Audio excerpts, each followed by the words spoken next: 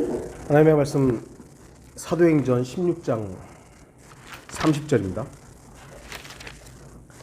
사도행전 16장 30절입니다.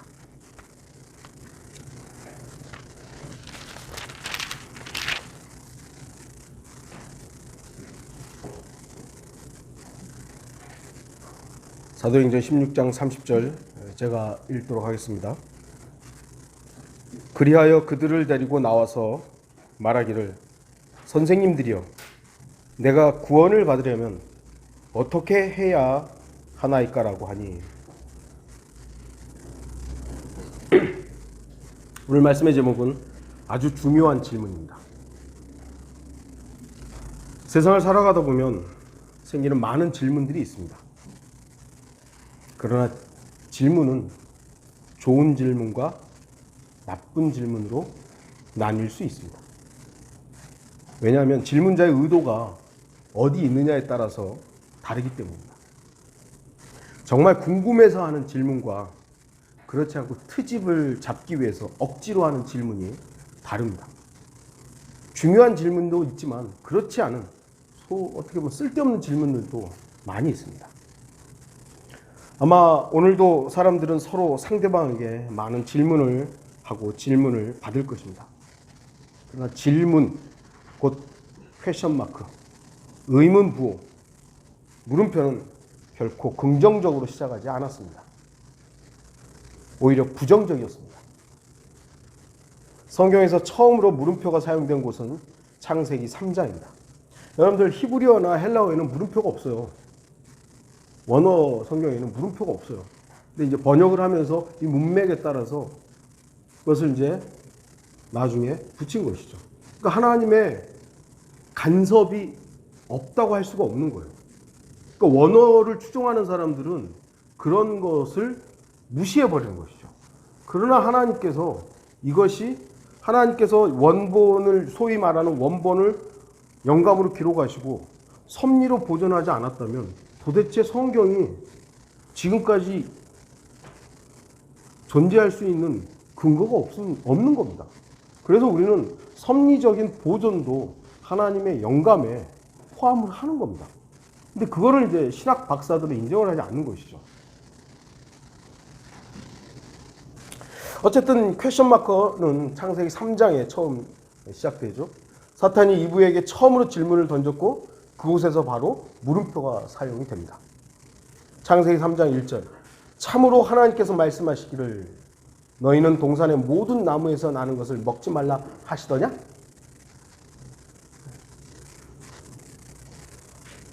사탄의 질문은 결코 좋은 의도의 질문이 아니었으며 악한 의도의 질문이었습니다. 하나님의 말씀에 의문을 품게 했고 하나님의 말씀을 삭제했으며 하나님의 말씀을 대체하도록 동기를 제공했기 때문입니다. 그리고 이브가 어떤 대답을 하자 사탄은 이브의 답변에 즉시로 거짓말을 합니다. 창세기 3장 4절에 너희가 반드시 죽지는 아니하리라. 하나님은 반드시 그날 죽는다고 했는데 반드시 죽지 않는다. 거짓말을 한 것이죠. 오늘날도 질문은 꼬리에 꼬리를 물고 또 다른 질문을 낳습니다. 그래서 그리스도인들은 어떠한 질문이 있을 때 그 질문자의 의도를 빨리 파악해야 됩니다. 저 사람은 왜 질문하지? 잠언 26장 4절 5절 어리석은 자에게 그의 미련함에 따라 대답하지 말라. 너도 그와 같을까 하미라. 어리석은 자에게 그의 미련함에 따라 대답하라. 그가 스스로 현명하다고 생각할까 하미라. 하라는 거예요? 말라는 거예요? 예? 하지 말라 그래 놓고 또 밑에서는 하래요. 어떻게 하라는 거예요 도대체? 하나님과 교제하고 하나님과 동일한 생각을 갖지 않으면 이것에 대해서 대답을 할 수가 없는 겁니다. 주님과 아까 우리가 오전에 성경 공부 좀 덜 했습니다만 하나님을 알지 못하면 이 부분을 정확하게 실행할 수가 없는 거예요. 그러니까 자기 기준으로 대답하고 자기 기준으로 안 하게 되는 것이죠. 사람들은 많은 의문을 가지고 있습니다. 그래서 질문합니다. 유대인들은 어린 학생들에게 그렇게 교육한다 그러죠. 학교 가서 질문 많이 해라. 몰라요. 제가 유대인이 아니기 때문에 저도 책을 보고 읽은 거예요. 그래서 아이들이 학교 갔다 오면은 너 오늘은 어떤 질문했니? 이렇게 물어본대잖아요. 우리는 안 그러죠. 선생님 말 잘 들었니? 네. 듣는 것도 제대로 들어야 되는데 그냥 순종적이고 가만히 있는 것에 너무 익숙하다 보니까 질문을 안 하죠.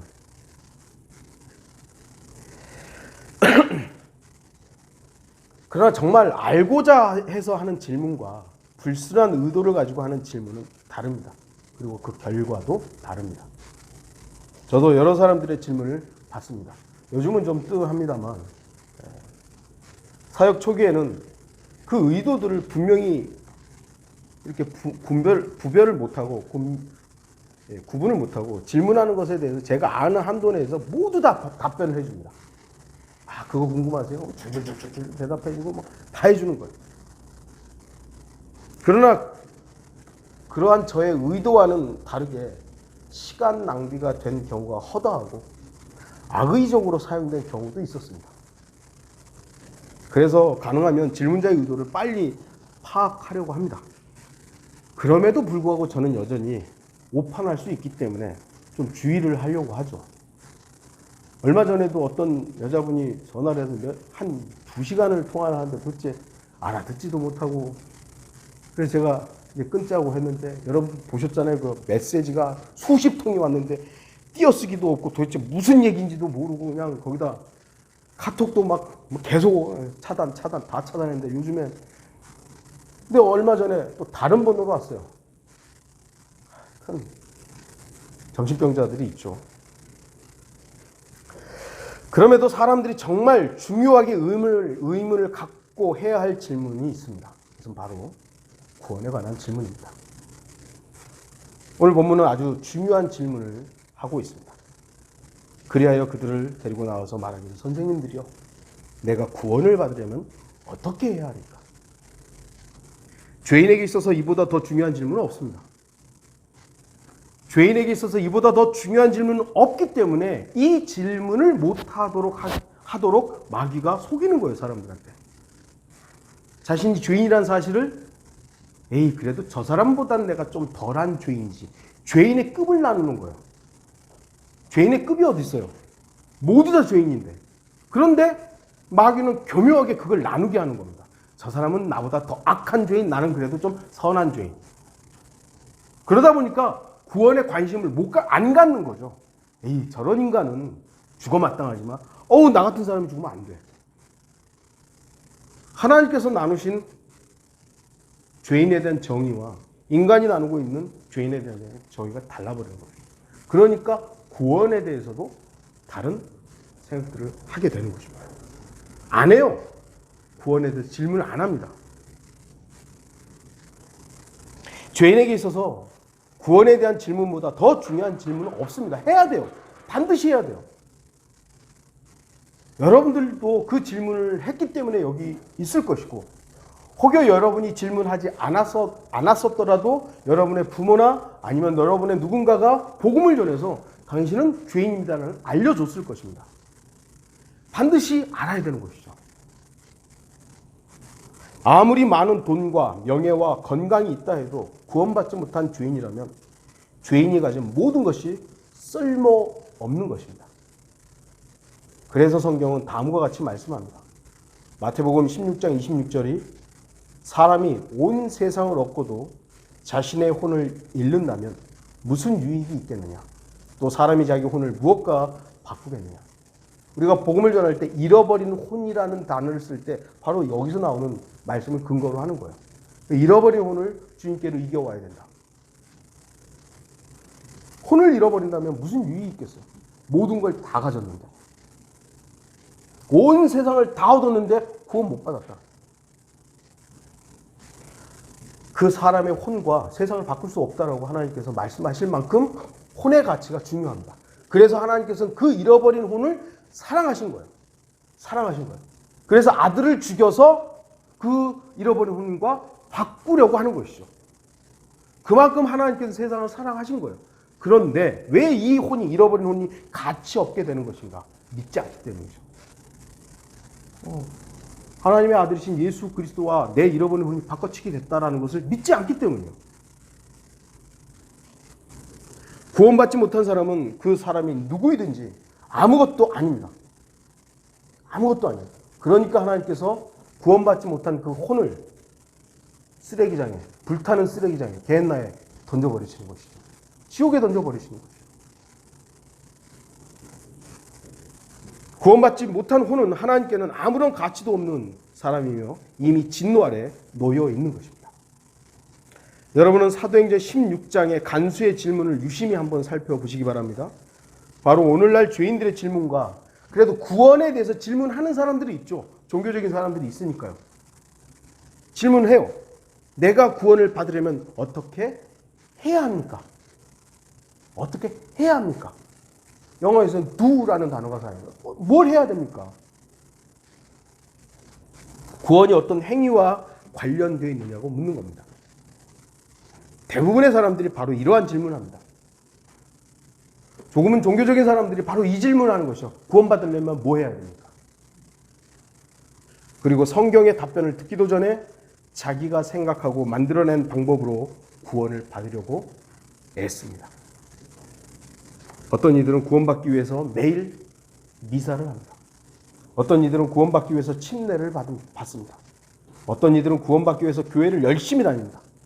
또 어떤 이들은 구원받기 위해 선행을 하고 구제활동을 열심히 합니다. 또는 도덕적 삶을 살고 나라와 민족을 위해서 목숨을 내놓기도 합니다. 구원받으려고. 여러분은 구원받기 위해 어떤 일을 했습니까? 여러분들 구원받기 위해서 어떤 일을 했습니까? 많은 사람들이 구원받으려고 뭘 해요. 새벽 기도도 안 빠지고 뭐 교회도 안 빠지고 선행도 하고 막 하잖아요. 사람들은 바로 어떻게 하느냐라고 묻습니다. 뭘 해야 됩니까? 구원받으려면. 그리고는 구원을 위해 열심히 무언가를 해야 한다고 생각합니다. 그러나 우리가 이미 알고 있다시피 구원은 행위와 관련이 있는 것이 아닙니다. 어떤 사람들은 예수 그리스도를 찾아와서 질문한 젊은 부자 관원을 언급하면서 영생에 대해서 답을 얻으려고 합니다. 마태복음 19장 16절에서 22절 좀 깁니다만 제가 읽겠습니다. 그런데 보라, 어떤 사람이 와서 주께 말씀드리기를 선한 선생님, 내가 영생을 얻으려면 어떤 선한 일을 해야 하리까? 질문이 비슷하죠. 네. 사도행전 16장 30절의 질문과 이 부자 관원의 질문이, 젊은 부자 관원의 질문이 비슷합니다. 어떻게 해야 하리까? 라고 하니 주께서 그에게 말씀하시기를 어찌하여 내가 나를 선하다고 하느냐? 하나님 한 분 외에는 선한 이가 없느니라. 그러나 내가 생명으로 들어가기를 원한다면 계명들을 지키라고 하시더라. 그가 주께 말씀드리기를 어떤 계명이니까라고 하니 예수께서 말씀하시기를 살인하지 말라, 간음하지 말라, 도둑질하지 말라, 거짓 증거하지 말라, 내 아버지와 어머니를 공경하고 내 이웃을 내 자신과 같이 사랑하라고 하시니 그 청년이 주께 말씀드리기를 이 모든 것은 내가 어려서부터 지켜왔나이다. 아직도 내게 부족한 것이 무엇이니까 하니 예수께서 그에게 말씀하시기를 내가 온전해지기를 원하면 가서 내가 가진 것을 팔아 가난한 사람들에게 나눠주라. 그리하면 하늘에 있는 보물을 가지게 되리니 그런 후에 와서 나를 따르라고 하시더라. 그러나 그 청년이 이 말씀을 듣고 슬퍼하며 가더라. 이는 그가 많은 재산을 가졌기 때문이다. 실제로 이렇게 해서 영생을 얻으려고 하는 사람들이 있습니다. 계명 지켜서. 그래서 자기 모든 것 팔아가지고 가난한 사람들에게 나눠준 사람들도 있어요. 그래서 영생을 얻으려고. 없는 줄 아십니까? 있어요. 예수 그리스도께서는 계명을 지키라고 그래요. 근데 사도 바울은 뭐라 그러냐면 주 예수 그리스도를 믿으라. 답변이 다릅니다. 답변이 달라요. 그럼 모순입니까? 이것은 시대적인 경륜이 다르기 때문이지 모순이 아닙니다. 마태복음은 아직 주 예수 그리스도께서 십자가에서 인류의 죄를 위해 죽기 이전입니다. 아직 예수님께서 십자가에 죽기 이전이에요. 계명 지키라고. 유대인 관원에게 젊은 관원한테 또 계명 지키라고. 나 이거 다 지켰습니다. 팔아서 나를 따르라고. 나를 따르라고. 그러나 사도행전에서는 사도 바울은 행위와 관련된 답변을 하지 않았습니다. 뭐 하라가 아니에요. 믿으라. 믿으라. 주 예수 그리스도를 믿으라. 만약 죄인이 구원받기 위해서 무엇인가를 해야 한다면 정말 해야 하는 어떤 행위가 있다면 그것은 바로 예수 그리스도를 믿는 겁니다. 믿음은 의지를 사용하는 거죠. 그런 측면에서 해야 하는 일이라면 해야 돼요. 그러나 믿음은 의지의 결단이지 무엇을 어떤 밖으로 나타나는 행위가 아니기 때문에 이 믿음을 행위라고 말하는 것은 조금 문제가 되는 것이죠. 그렇다고 해서 믿음을 그럼 행위가 아니냐 했을 때 그거를 딱 칼로 물베듯이 딱 하기도 어려워요. 왜냐하면 의지를 사용해야 하는 것이기 때문이죠. 그 외에는 어떤 것도 구원을 위해 해야 할 일이 없습니다. 믿음을 굳이 행위로 말한다면 말입니다. 여러분들은 구원받기 위해서 했습니까? 믿었습니까? 다시 묻는 거예요, 여러분. 네. 여러분이 예수 구원받기 위해서 어떤 것을 제가 아까 물어봤는데 뭘 했냐고. 어떤 걸 했습니까? 믿은 거. 여러분이 믿었다면 그 행위, 그걸 굳이 행위라고 한다면 그 행위만이 하나님께서 인정하시는 유일한 행위예요. 그거 말고는 그 어떤 행위도 구원에 필요한 행위는 없습니다. 요한복음 3장 4절을 보면 니코데모가 거듭남에 대해서 질문을 합니다. 니코데모가 주께 말씀드리기를 사람이 늙으면 어떻게 태어날 수 있나이까? 여기도 질문이죠. 사람이 자기 어머니의 태에 두 번째 들어갔다가 태어날 수 있나이까? 오늘날 기독교인들은 거듭남에 대해서 잘 모릅니다. 거듭나는 게 뭔지 몰라요. 그야말로 누구 말처럼 비밀이 되어버렸습니다.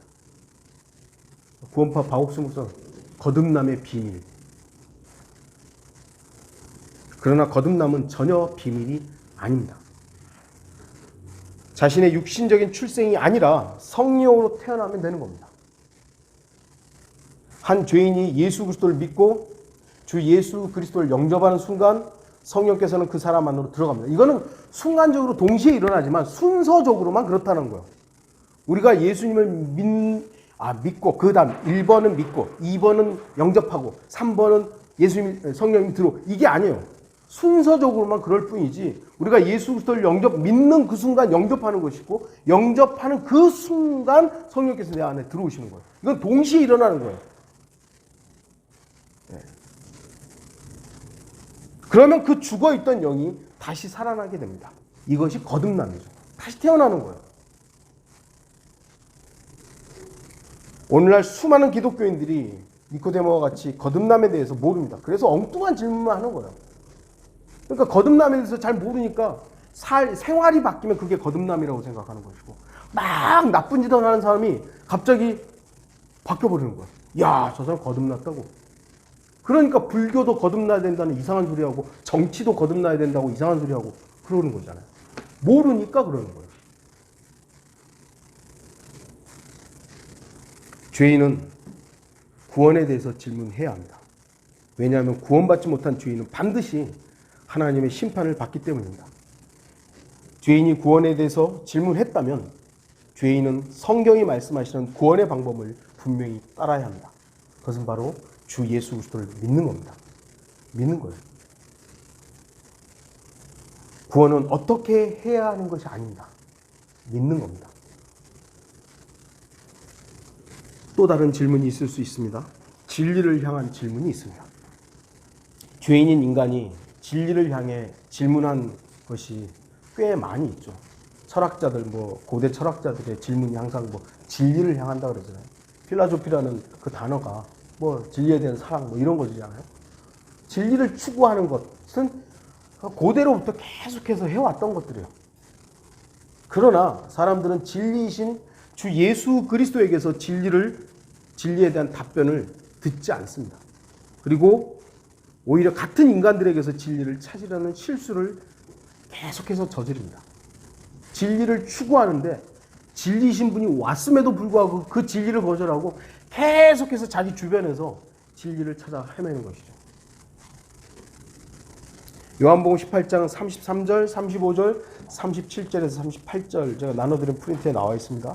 그때 빌라도가 다시 재판정으로 들어가서 예수를 불러 그에게 말하기를 내가 유대인의 왕이냐고 하니 빌라도가 대답하기를 내가 유대인이냐 너의 민족과 선임 제사장들이 너를 나에게 넘겨주었느니라 내가 무엇을 하였느냐고 하니 그러므로 빌라도가 주께 말하기를 그러면 내가 왕이냐고 하니 예수께서 대답하시기를 내 말이 옳도다 내가 왕이니라 이 일을 위하여 내가 태어났고 이런 연유로 내가 세상에 왔으니 진리를 증거하려는 것이라 진리에 속한 자는 누구나 나의 음성을 듣느니라고 하시니 빌라도가 주께 말하기를 정말 중요한 너무 소중한 질문이죠.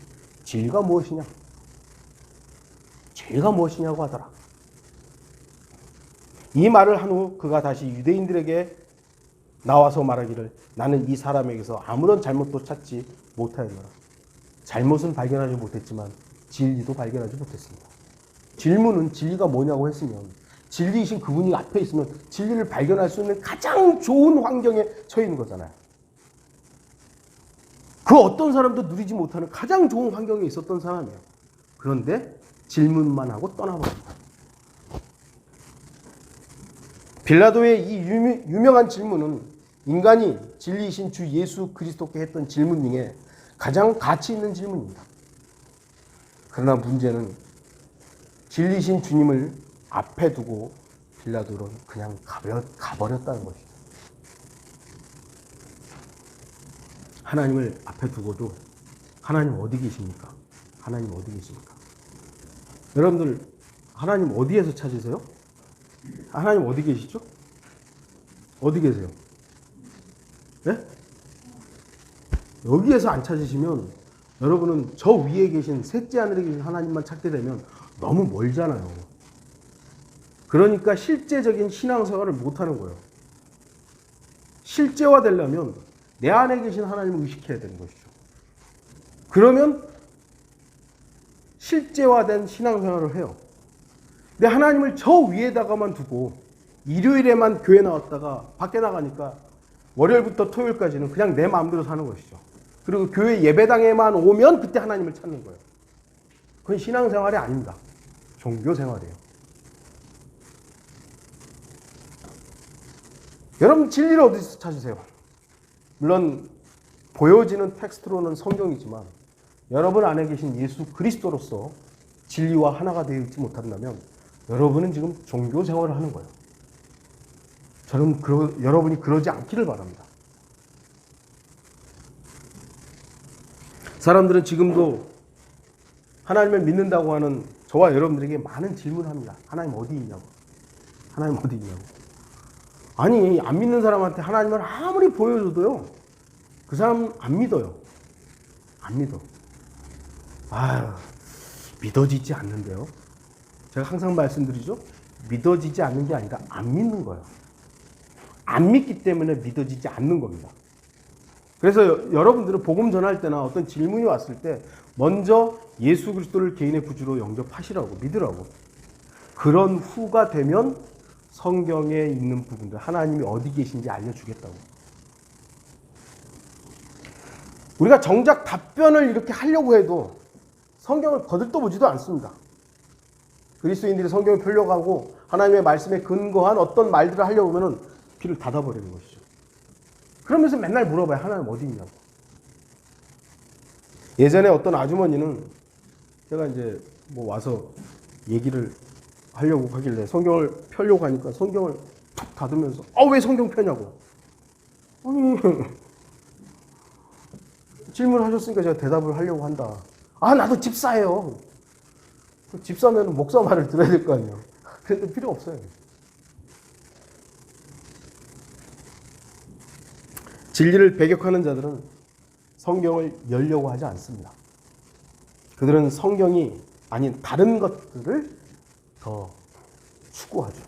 요즘은요, 성경 자체보다 과학에다가 더 초점을 맞추죠. 그 다음에 인문학에다가 초점을 맞춥니다. 그리고 철학적인 어떤 것들에다가. 우리가 성경을 펴서 태초에 하나님께서 하늘과 땅을 창조하셨습니다. 이걸 딱 하면 아이고 보라고 과학에서는 뭐 빅뱅이 어쩌고 아니 기독교인들이 그런 얘기를 하는 거예요. 기독교 학자들이 그래서 하루가 이런 첫째 날이라 이 하루는 요미라는 이 단어는 24시간을 의미하는 게 아니라 뭐 긴 시간일 수도 있다라고 하는 이따위 일들을 누가 얘기하냐고요? 신학자들이 얘기한다니까요. 성경을 다 닫아버리고 자기들의 과학적인 교육으로 그것을 다 대체해버리고 있는 거죠. 성경에 있는 진리를 밖에 있는 진리라고 자기들이 생각하는 것으로 대체해버리고 있는 것입니다. 인간은 모두 죄인이라고 하는 것이 성경의 분명한 인간에 대한 규정인데 인간에게 무한한 가능성이 있다고 인문학으로 성경을 다 바로잡으려고 하는 것이죠. 제가 말씀드렸지만 과학도 인문학도 철학도 우리에게 필요한 부분들이 있어요. 여러분들 다 거부하지는 마세요. 도움을 받을 수 있는 것들은 공부하시고 그런 것들에 대해서 하나님의 말씀에 배격되지 않는 이상은 우리가 그런 부분들을 이용해야 돼요. 하지만 하나님의 말씀을 부정하는 부분에 있어서는 그게 틀린 거예요. 성경에 맞는 것이고. 지금 현대 기독교인들은 다 타협하고 있어요. 타협해. 여러분은 진리를 향해 질문하는 수많은 질문들을 들어보았을 것입니다. 그러나 인간들의 질문은 선한 의도의 질문들이 아니라 하나님을 대적하고자 하는 불순한 질문들로 가득 차 있습니다. 여러분들은 이러한 어리석은 질문을 어떻게 대처하십니까? 저는 요즘에 아까도 말씀드렸지만 질문자의 의도를 이제 좀 파악하려고 하는데 여전히 좀 어려워요. 네.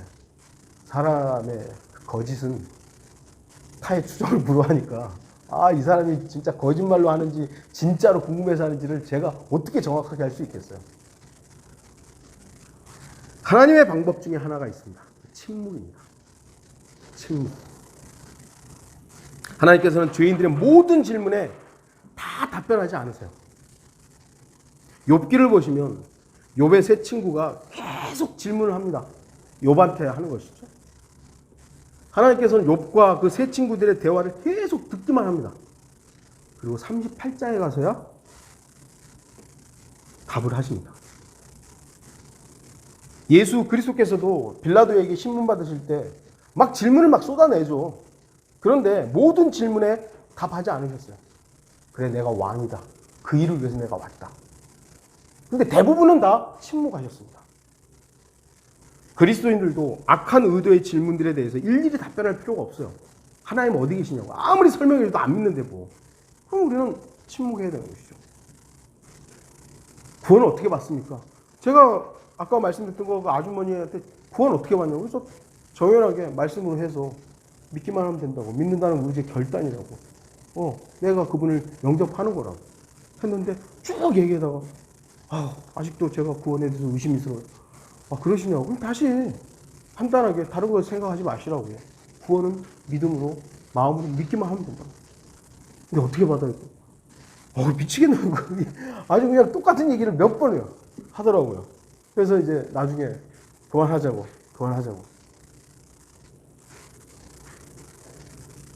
모든 것에 우리가 답변할 필요는 없습니다. 왜냐하면 지금은 악한 때입니다. 아모스 5장 13절에 그러므로 총명한 자가 그때에 침묵을 지키리니 이는 악한 때입니다. 전도서 3장 1절과 7절 하늘 아래 모든 것에는 시기가 있고 모든 목적에는 때가 있으니 찢을 때와 꿰맬 때 침묵을 지킬 때와 말할 때. 예수 그리스도께서도 하나님께서도 침묵하시죠. 로버트 앤더슨 경의 침묵하시는 하나님이라는 책이 있죠. 여러분 읽어보셨는지 모르겠습니다만 기회 되시면 읽어보세요. 왜 하나님께서 지금 침묵하시는 것처럼 보이는가? 결코 하나님은 침묵하지 않으세요. 침묵하시는 것처럼 보일 뿐이죠. 인간들은 하나님께서 침묵하신다고 굉장히 불만을 가지고 있어요. 하지만 자기가 귀를 닫고 마음을 닫은 것이지 하나님은 결코 우리에 대해서 침묵하지 않으세요. 부모가 자식에게 화가 나고 그러면 때릴 경우도 있지만 말 안 할 때도 있거든요. 그냥 네 알아서 해.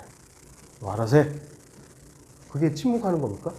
물론 외적으로는 침묵하는 것이지만 계속 관심이 있는 거거든요. 얘가 어떻게 하는가. 하나님은 우리에 대한, 나에 대해서, 여러분에 대한 그 눈동자를 다른 곳으로 비껴간 적이 없습니다. 우리가 다른 곳을 보고 있는 것이죠. 지금도 죄인들은 진리에 대해서 쓸데없는 질문들을 합니다. 그러나 진리를 알고자 원하면 성경을 펴야 될 거 아니에요. 근데 안 펴요. 안 펴. 이제 우리의 질문이 있습니다. 창세기 15장을 보면 아브라함이 하나님께 질문하는 내용이 나옵니다. 창세기 15장 8절. 그가 말씀드리기를 주 하나님이여 내가 이 땅을 유업으로 삼을 줄을 무엇으로 알리이까? 창세기 15장은 하나님께서 인간인 아브라함과 대화하시면서 아브라함의 믿음으로 말미암은 언약을 확정하시는 장면이 나옵니다. 이 중요한 장면에서 아브라함은 하나님께 질문을 합니다. 이게 뭘로 압니까? 하나님 당신이 나하고 이렇게 언약을 이렇게 하셨는데 이 약속이 확고하고 변경이 없다는 걸 뭘로 알 수 있습니까? 아니, 여러분. 오늘날 이런 사람들이 있죠. 자기가 하나님 음성 들었다고. 저도 페이스북 보면 자기가 환상 중에 하나님께서 이렇게 말씀하셨다는 사람들이 간혹 나오더라고요. 제가 뭐 그 사람을 판단할 수 없습니다만 이건 아닌데. 근데 여러분이 오늘 저녁에 집에 갔는데 갑자기 환상 중에 하나님의 음성이 들려요. 이야, 대단하겠죠? 전능하신 하나님께서 말씀하시는데 무슨 확증이 더 필요하겠어요?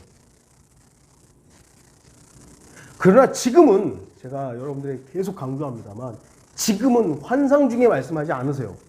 여러분들이 만약에 그 저녁에 그런 음성을 들으면 즉각적으로 대적하세요. 대항하세요. 하나님은 지금 현재 환상으로 계시하지 않습니다. 계시는 이미 끝났고 그 계시는 하나님의 기록된 말씀으로 그리고 내 안에 내주하시는 주님과의 교제를 통해서 우리에게 어떤 부분들을 알려주십니다.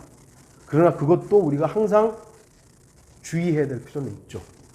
자기 확신과 하나님의 어떤 메시지는 다를 수 있기 때문에 지금 우리로서는 이해할 수 없는 장면이 지금 아브라함은 말합니다. 뭘로 합니까? 하나님하고 대화하고 있는데 그 전능하신 하나님이 아브라함에게 말씀하고 있는데 아브라함은 아니 하나님의 약속 뭘로 합니까? 아니 하나님이 얘기하고 있는데 그렇게 얘기하고 있죠. 하지만 우리는 이 장면을 구분해서 살펴볼 수 있어야 됩니다. 왜냐하면 아브라함의 때는 아직 기록된 말씀이 없었다는 겁니다. 기록된 말씀이 없었어요. 그렇기 때문에 아브라함은 확인할 수 있는 무엇인가를 하나님께 요청하는 거죠. 하나님 살아계시지만 이렇게 내가 대화하고 있지만 좀 확고한 뭘 좀 달라고. 그러나 그리스도인들에게는 아브라함처럼 무언가를 달라고 할 게 없습니다. 왜죠? 이미 있기 때문입니다.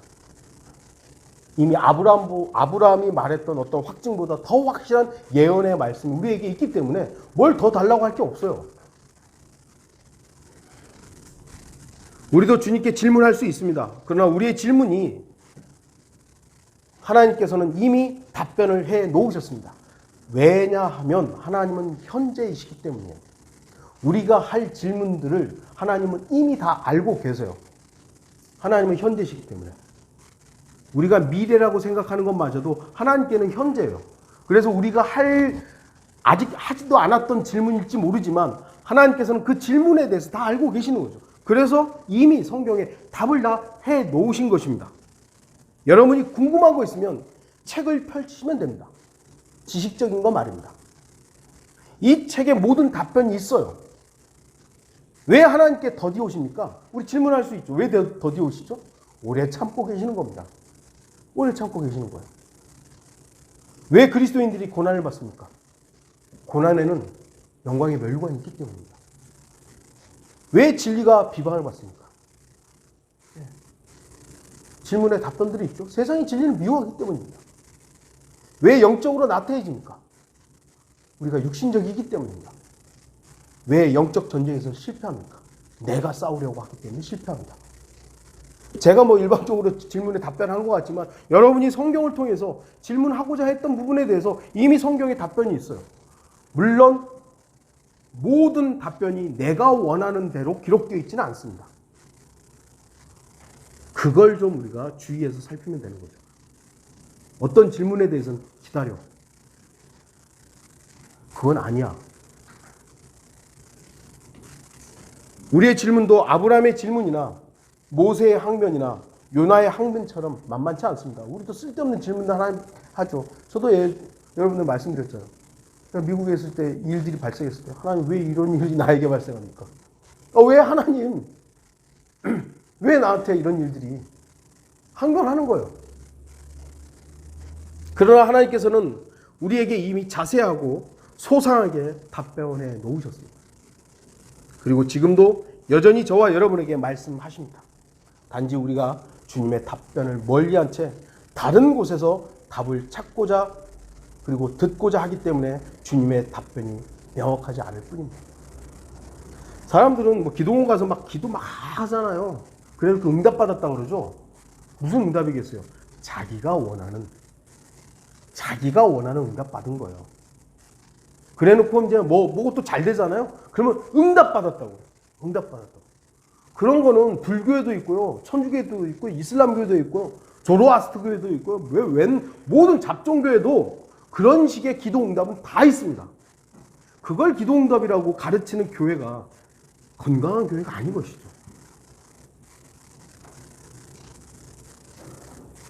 여러분 주님께 질문하십시오. 그리고 그 질문에 답을 주님의 말씀 속에서 찾으시고 주님의 그 음성이라고 내 내면에서 어떤 식으로 주님께서 또 이끄실 것인가에 대해서 계속해서 기대하십시오. 마지막으로 주님의 질문이 있습니다. 인간들이 주님께 질문했다면 하나님께서 우리에게 하시는 질문에 경청해야 하지 않겠습니까? 하나님께서 인간들에게 하신 질문은 참으로 많습니다. 다 살펴볼 수는 없고요. 예수 그리스도께서 베드로에게 하셨던 질문을 좀 살펴보겠습니다. 요한복음 21장 15절에서 17절 보시면 그리하여 그들이 식사를 끝마쳤을 때 예수께서 시몬 베드로에게 말씀하시기를 요나의 아들 시몬아 내가 이 사람들보다 나를 더 사랑하느냐고 하시니 그가 주께 말씀드리기를 주여 그러하옵니다. 주께서는 내가 주를 사랑하시는 줄 아시나이다라고 하니 주께서 말씀하시기를 내 어린 양들을 먹이라고 하십니다. 주께서 그에게 두 번째로 다시 말씀하시기를 요나의 아들 시몬아 내가 나를 사랑하느냐고 하시니 그가 주께 말씀드리기를 주여 그러하옵니다. 주께서는 내가 주를 사랑하는 줄 아시나이다라고 하니 주께서 그에게 말씀하시기를 내 양들을 먹이라고 하십니다. 세 번째 그에게 말씀하시기를 요나의 아들 시몬아 내가 나를 사랑하느냐고 하시니라. 주께서 그에게 세 번이나 내가 나를 사랑하느냐고 하시니 베드로가 상심하더라. 그리하여 주께 말씀드리기를 주여 주께서는 모든 것을 아시며 내가 주를 사랑하는 줄 아시나이다 라고 하니 예수께서 그에게 말씀하시기를 내 양을 먹이라고 하신다. 여러분은 주님께서 여러분에게 이 질문을 하시면 어떻게 답변하시겠습니까? 하지만 주의하십시오. 베드로는 자신이 예수님을 사랑하려고 했을 때 세 번이나 부인합니다. 그러나 예수 그리스도의 사랑을 확인했을 때 예수님이 자기를 얼마나 사랑하는지를 알았을 때 그 사랑은 변화되지 않았습니다. 우리가 그걸 지금 배우고 있는 거잖아요. 예수님을 사랑하다 보니까 실패해요 맨날. 왜 나는 주님을 더 못 사랑하지? 그런데 제가 말씀드렸잖아요. 예수 그리스도께서 나를 얼마나 사랑하는지에 대해서 확인했을 때 그건 변경이 안 되는 거예요. 주님의 사랑은 나에게서 변경되지 않아요. 사도 베드로는 내가 예수님을 얼마나 사랑하는지 아십니까? 물론 이것은 이제 자신의 배반을 확인한 이후의 일이지만 사랑합니다는 결국 그 예수님의 사랑이 자기에게 확인됐을 때 말할 수 있는 거예요. 저와 여러분들도 예수님을 사랑하려고 노력하는 것이 아니라 예수 그리스도께서 나를 얼마나 사랑하는지에 대해서 확인하십시오. 예수님은 그 질문을 하시는 거예요. 내가 나를 얼마나 사랑하느냐. 그게 무슨 얘기겠어요? 내가 너를 사랑한다거든요. 근데 이걸 우리가 거꾸로 해가지고 계속 사랑하려고 노력하는 거죠. 그래서 실패한 겁니다. 주님께서는 저와 여러분에게 질문하십니다. 내가 나를 사랑하느냐? 결론을 맺겠습니다. 지금 여러분은 어떤 질문을 가지고 있습니까? 질문이 없다는 것은 두 가지입니다. 해답을 가졌다는 것이기도 하고요. 생각 없이 사는 것이기도 하죠. 의식이 없이 그냥. 근데 하나님께서 동물과 인간을 구분하신 것은 의지예요. 의지.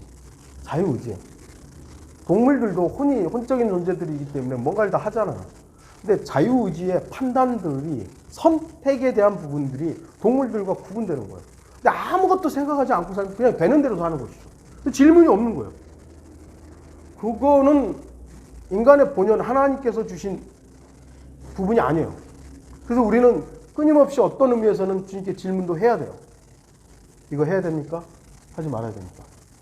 사랑해야 됩니까? 사랑하지 말아야 됩니까? 복음을 선포해야 됩니까? 하지 말아야 됩니까? 전도지를 줘야 됩니까? 말아야 됩니까? 어떤 의미에서 끊임없이 질문해야 돼요. 끊임없이. 마귀의 처음 질문은 의심을 품도록 하였습니다. 물론 인간은 생각하는 혼적인 능력을 가지고 있기 때문에 질문과 의문을 가질 수 있습니다. 그러나 우리의 질문이 하나님께 대항하는 질문이나 의문이 되어서는 안 됩니다. 교회들에서 가르치는 게 한국적인 거죠. 한국적 교육이죠. 하나님께 질문하지 말라고. 그냥 다 믿으라고. 무작정 다 믿으라고. 그래서 한국 기독교가 이렇게 된 거예요. 무조건 다 믿는 게 어디 있어요. 아브라함도 하나님께 요청하고 그것이 하나님을 대적하지 않는 한도 내에서 우리가 얼마든지 하나님께 질문해야 되는 거예요. 우리가 질문하지 않고 무턱대고 다 믿었기 때문에 인간에게 속게 되는 것이고 거짓 교리에 속게 되는 것이고 가짜 교회들한테 속게 되는 것이죠. 우리는 하나님께 끊임없이 하나님께 다가서기 위한 질문을 가져야 됩니다. 하나님, 어떻게 해야 됩니까? 내가 어떻게 해야 됩니까? 어떻게 하면 더 많은 사람들의 그 잃어버린 혼들을 주님께로 이겨올 수 있습니까? 라고 질문해야죠.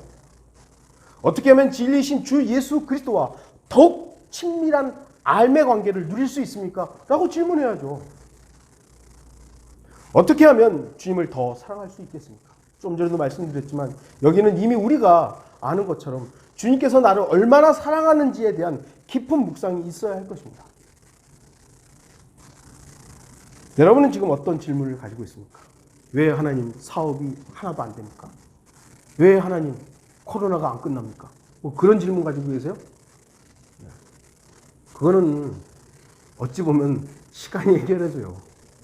시간이. 주목하십시오. 주님께서도 우리에게 질문을 하고 계십니다. 누구누구야 내가 나를 사랑하느냐? 누구누구야 내가 나를 따를 수 있느냐? 누구누구야 나를 만날 준비가 되어 있느냐? 우리의 질문만이 아닌 주님의 질문에 답변할 준비를 하는 모든 성도들이 되기를 바랍니다. 다 같이 기도하시겠습니다.